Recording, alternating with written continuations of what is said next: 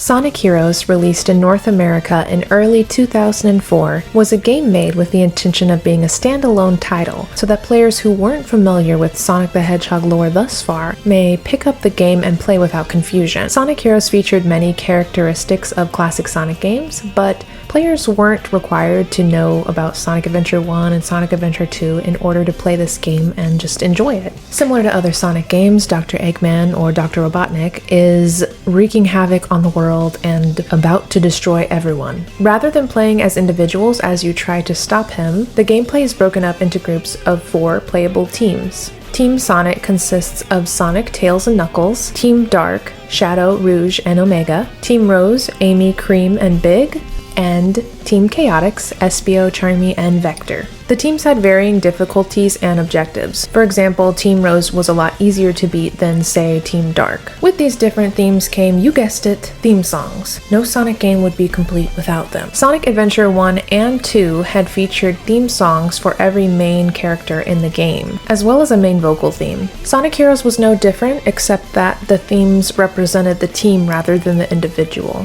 What's more interesting is the fact that Sonic Heroes' team themes serve as a musical time capsule into the early 2000s, not just for one musical genre, but 4. While composing these themes, the team at Sega clearly took inspiration from musical genres that were popular at the time, and managed to blend them into a soundtrack that I think is one of the most cheesiest, but also one of the most amazing in video game history. Let's start with the main man himself, and his 2 best friends, of course, Team Sonic.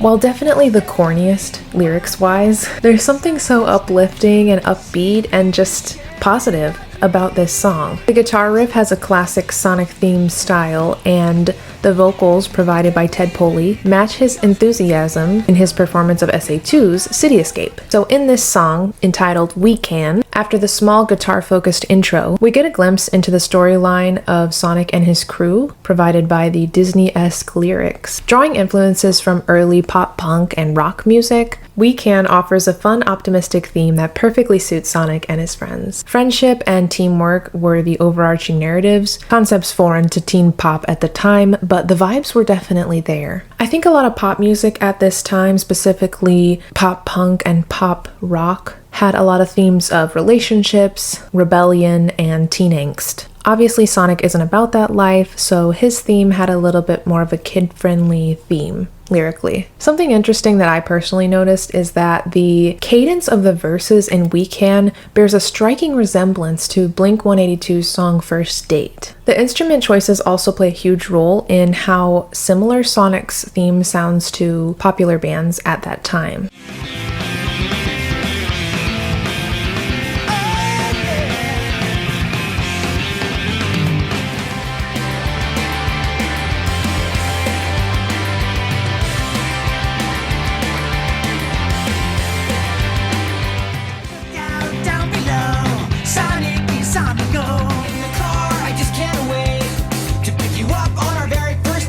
A little bit similar, aren't they? Flavors of Yellow Card, Good Charlotte, and of course Blink-182 are prominent in this song. I think We Can also has a few hints of like J-rock and J-pop, in the sense that the song has an upbeat, we can do anything, literally, sort of vibe to it. It might not be too out of place as an anime opening. The key change at the end of the song just amps up the energy even more and makes you completely prepared for whatever Eggman is gonna throw at you. Everything is gonna be okay as long as we work together. It's not very realistic, but you know, it makes sense for Sonic's character. Let's move on to my favorite of the 4, Team Dark's theme, This Machine.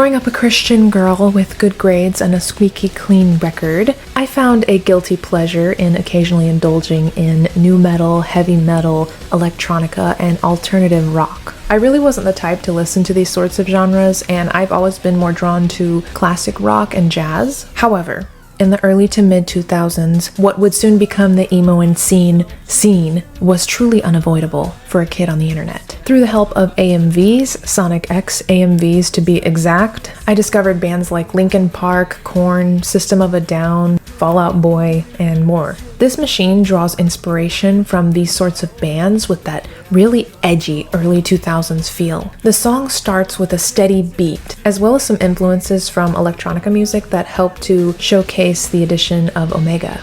In fact, the song has a lot of synthetic and robotic parts, which really throw a good nod to the character.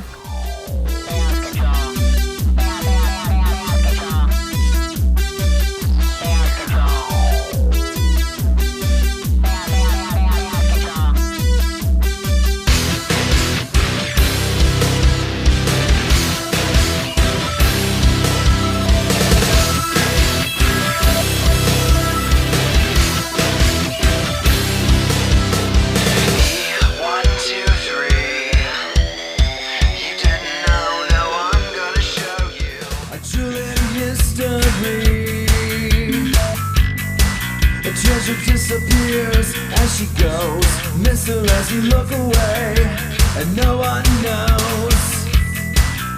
What always captivated me was when the guitars and bass kicked in. These really layered, heavy chords were so prominent at the time and reflected one of my all-time favorite Linkin Park songs, Faint. While the initial intro of Faint varies from this machine, once the guitars kick in, you have essentially the same kind of sound. The chords are different, yes, but the Linkin Park influence is clearly there.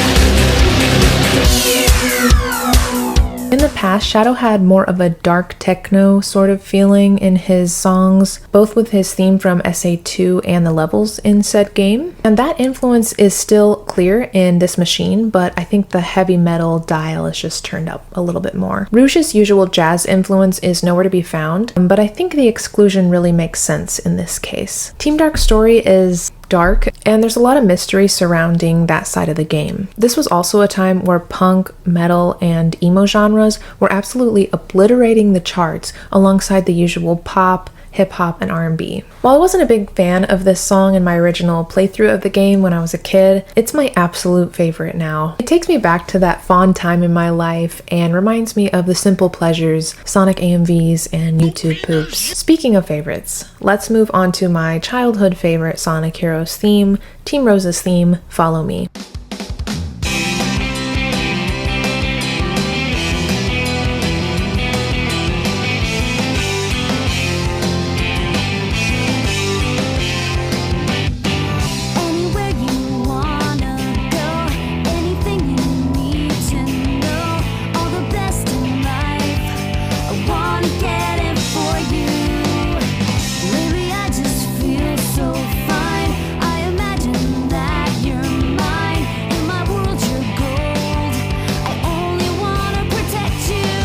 Follow Me is the quintessential early 2000s bubblegum pop, featuring sweet, cutesy lyrics and an overall uplifting and positive sort of message. Think early Hilary Duff with flavors of Avril Lavigne or Katrina and the Waves. This song wouldn't be out of place in an early 2000s rom-com. While the previous two themes touched more on each member's personalities and goals, Team Rose's theme Follow Me is essentially just a love song for Sonic, and is more from Amy's point of view. It's a sweet sort of love song, but this was also the time where Sonic seemed like he couldn't care less about Amy, and Amy was written as this clingy, love-struck girl. It was fine for the time, I suppose, but I like that the Sonic team have kind of explored those characters and moved away a little bit from that dynamic. While this song is leaning much more into early to mid 2000s pop, lyrically and thematically, it has that late 90s, I love you and everything's gonna be alright kind of vibe, reminiscent of Toy Box, A-Teens, S Club, and Steps. I think listening to this song as an adult, I just feel that it's a little bit too simple. I think it perfectly fits Team Rose and it absolutely does the job, but it's no longer a favorite for me. Still, I really appreciate what it did for Amy's character and her story,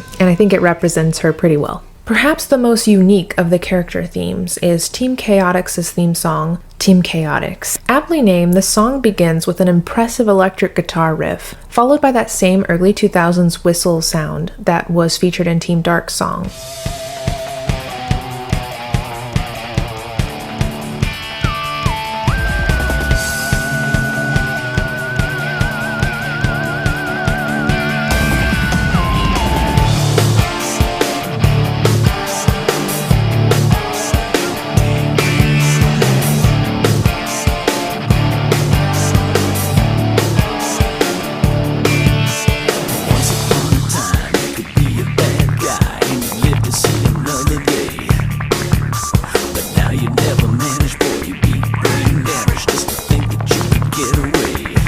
Sort of whistle was all over pop and R&B at the time, and could be found in songs such as Sierra's Goodies, Hilary Duff's Come Clean, and Missy Elliott's Work It. Tell the lady bring my Latin, and I ain't coming back so you can put it car right.